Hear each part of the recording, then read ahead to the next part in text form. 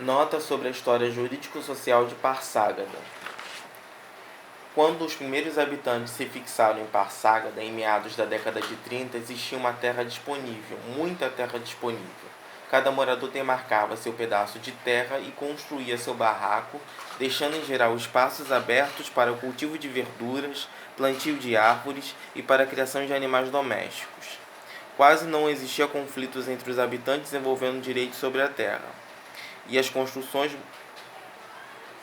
muito primitivas, pouco valor tendo, podiam ser construídos ou demolidos em questões de horas.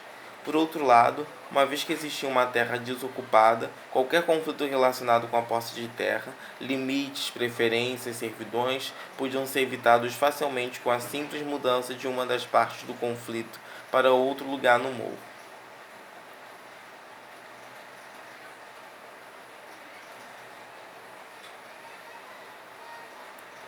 O direito interno e formal, gerido entre outros pela Associação de Moradores, é aplicável à prevenção e resolução de conflitos no seio da comunidade, eram decorrentes da luta pela habitação, cujos interesses se espelhavam num ou no outro direito, gerando um juralismo jurídico.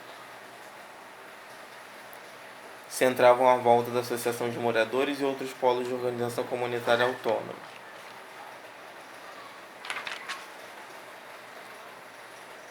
O povoado cresceu rapidamente e a qualidade das construções melhorou consideravelmente, de tal modo que a segunda metade da década de 40 eram frequentes conflitos envolvendo propriedades e posse de terra. Os conflitos eram resolvidos pela violência, a lei do mais forte.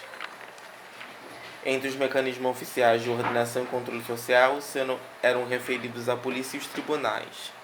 Chamar a polícia aumentaria a visibilidade de Parsagada como comunidade legal e poderia eventualmente criar pretextos para a remoção. A polícia fazia excursões repressivas. Aqueles que de fato eram mau elementos quase nunca eram apanhados e as pessoas inocentes eram levadas com frequência para prisões, de onde eram libertadas a não ser através do suborno.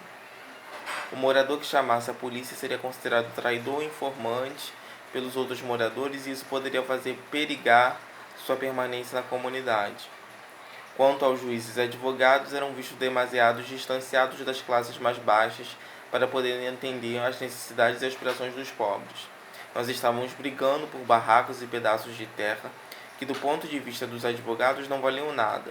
Além disso, quando você contrata um advogado, você é de uma classe mais baixa do que a dele, e ele fica muito afim de fazer acordos com outros advogados e com o juiz que podem prejudicar seus interesses. Uma terceira razão invocada pelos moradores de Parsagada para não recorrerem à justiça dos tribunais reside no fato de saberem desde o início que a comunidade era legal à luz do direito oficial, quer quanto à ocupação da terra, quer quanto aos barracos que nela iam se construindo. Nós éramos e somos ilegais.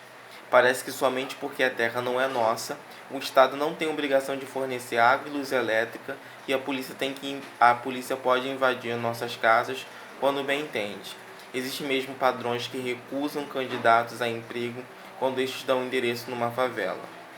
Existem patrões que recusam candidatos a emprego quando estes dão endereço numa favela.